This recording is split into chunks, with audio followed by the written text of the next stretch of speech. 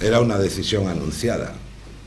De hecho, ya habían remitido toda la documentación a la Fiscalía. Eso lo anunciaron hace tiempo.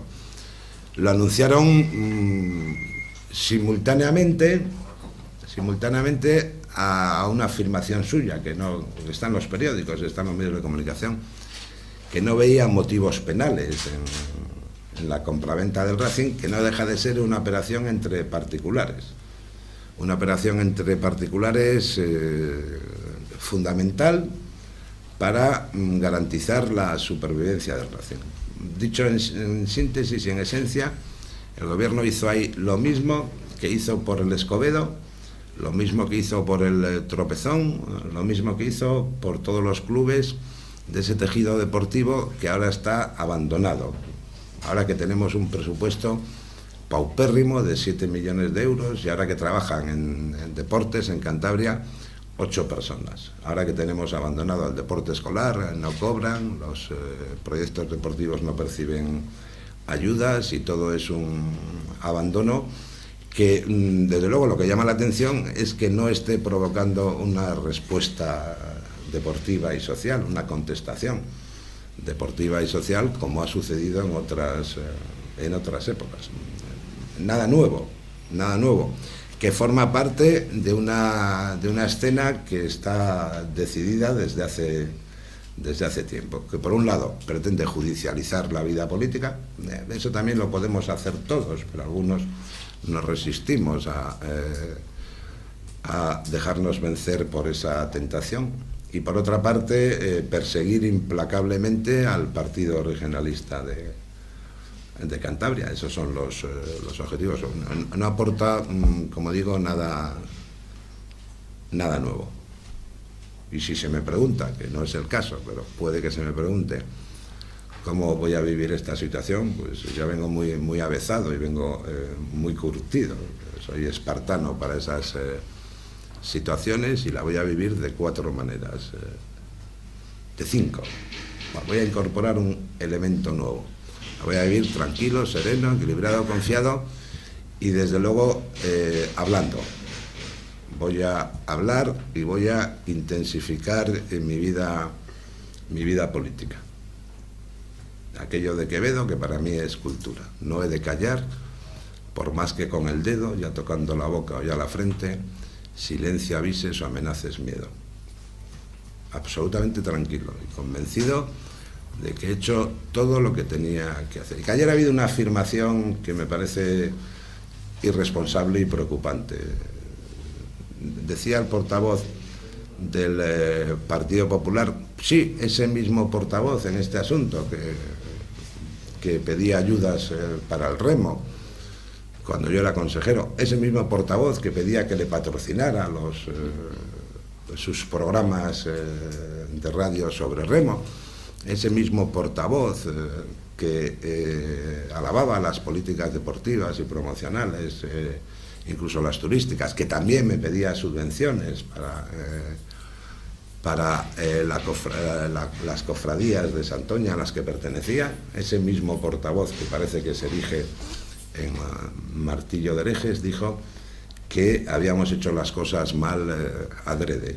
Yo, mal a sabiendas, mal adrede, no he hecho absolutamente nada en mi vida, absolutamente nada, no ya en mi vida política, sino en mi vida personal, familiar, social, que son muy ricas, muy expresivas y muy fecundas.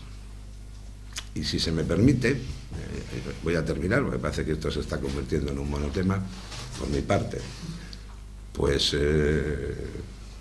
voy a relatar algo extraído del mundo clásico. Anaxágoras, cuando le anunciaron la muerte de su hijo, dijo al mensajero: nada nuevo me dices, pues yo sabía que aquel, mi hijo, nacido de mí, era mortal y tenía que morir algún día. Pues lo mismo pasa con el anuncio realizado ayer, en un ejercicio parlamentario que deja mucho que desear, porque se está utilizando el Parlamento de manera muy poco ortodoxa. Ayer mismo se ha dado cuenta de un acuerdo de Cantur en el Parlamento. Ha montado toda una escenografía que va a ser una escenografía que se repita. así vamos a estar hasta el 2015, para hablar de un acuerdo de Cantur que todavía no se ha tomado, que se va a tomar. Si de eso no es de lo que se trataba, porque de lo que se trataba era de que el gobierno explicara las líneas a seguir una vez que había fracasado, en el que, por cierto, han gastado dinero de todos, su intento de recurrir a la Corte de Arbitraje de Madrid. Como eso fracasó, ahora esgrimen este argumento que hace unos meses no valía porque no había atisbos de motivos penales algunos. Ha sido una utilización, desde luego, impropia de una mayoría razonable, de una mayoría cortés, una utilización del Parlamento para sus fines partidistas. Y lo más grave de todo es que se quedan muy tranquilos, pero también los demás podemos judicializar la vida política en cualquier momento. Yo creo que eso no es lo que esperan los ciudadanos. El asunto del Racing no merma el 27,3% de paro que tenemos en Torrelavega, no merma el número de 6.300 parados, no merma el número del 57% que no perciben ningún tipo de ingresos asistenciales ni retributivos. Es un asunto que solo tiene interés para aquellos que convierten la vida política, que debería ser un ejercicio noble y entre caballeros, en un instrumento para la venganza ruin y mezquina y para hacer daño a los demás partidos que son razonables y normales competidores. Probablemente repita esto lunes en el Parlamento, más o menos esto mismo.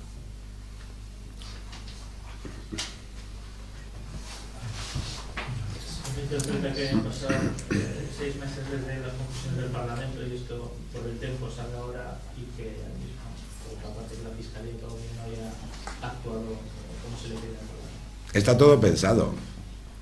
Está todo pensado y está todo previsto para llegar al 2015. Hay un cronograma meditadamente estudiado, porque hace esos meses dijeron que no había cuestiones penales en el asunto del Racing.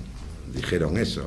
Hace otros meses intentaron esta resolución favorable de la Corte de Arbitraje, pero es que hace dos años contrataron a una persona para que resolviera la situación del Racing, el señor Cabetas, que fue una suerte de Mirlo Blanco, que ganaba mucho más que el propio presidente de los cántabros, y que se marchó del gobierno diciendo que su objetivo lo había cumplido. Aquello para lo que se le había contratado lo había cumplido. Y eso fue tan lamentable como sigue siendo lamentable que este diputado que hoy habla como secretario general del comité local siga esperando las respuestas a las preguntas que formuló sobre los gastos de representación del señor Cabetas, fuera de plazo y muchos meses después.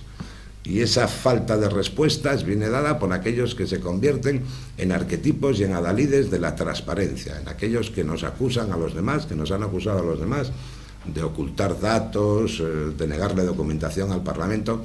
Pues bien, hoy, muchos meses después, sigo esperando que se me facilite esa documentación que está caducada hace, repito, muchos meses. Por eso ayer, cuando repasaba la documentación de todo lo que ha pasado en el Racing, pues incluso algún atisbo, alguna nota de humor apareció ante mí cuando leí que el señor Cabetas en sus declaraciones dijo: yo al señor Alí no le hubiera vendido ni agua. Ya me parece sorprendente que el señor Cabetas hable de vender agua. Como me parece sorprendente, ya que se me pregunta, como me parece sorprendente que el presidente del gobierno de Cantabria haya ofendido a los ciudadanos de Torrelavega. Me parece que sus declaraciones, que por cierto tienen además la gravedad de la reiteración, porque ayer volví a repetirlas y ya aparecen en los medios de comunicación, sus declaraciones son irrespetuosas con los ciudadanos de Torrelavega, son impropias de un presidente y son indignas. Y desde luego, Si él, que habla de paz social, tiene algún interés en que los ciudadanos de Torrelavega sigamos dando muestras inequívocas de serenidad, de tranquilidad, de diálogo, de solidaridad, de pacifismo, etcétera, etcétera, lo mejor que puede hacer es no hablar, porque cada vez que habla sube el pan. Cada vez que se refiere a esta ciudad sube el pan. Y eso que ha dicho, que las empresas no vienen a Torrelavega porque no hay paz social, nos llama mucho la atención. Toda vez que estamos viendo, todos los días vemos que se ubica una empresa en Reynosa, otros días se ubica una en Astillero, otros días otra en los Corrales de Buelna. Todos los días se están ubicando, gracias a la gestión de este gobierno, empresas en Cantabria, menos en Torrelavega. Eso lo estamos viendo todos. ¿Usted ha visto que se ubique alguna empresa por el efecto de la gestión de este gobierno? Ninguna. Ninguna. O sea, que no nos utilice a los torrelaveguenses, que somos gentes trabajadoras, gentes dinámicas, gentes emprendedoras, laboriosas, solidarias, tremendamente pacíficas e inmensamente sociales, como un argumento para demostrar su incapacidad. Porque si algo está demostrando este presidente de todos los cántabros, que también lo es de estos que ocupamos esta mesa, es una increíble facilidad para encontrar culpables. Siempre hay algún culpable. Que la sanidad no funciona como debiera porque no hay presupuestos, la culpa es de los médicos, de los enfermeros. Que la educación pública tiene problemas por los recortes, por Dios, la culpa es de los maestros, la culpa es de los profesores. Que hay movilizaciones sociales, la culpa es de los sindicatos.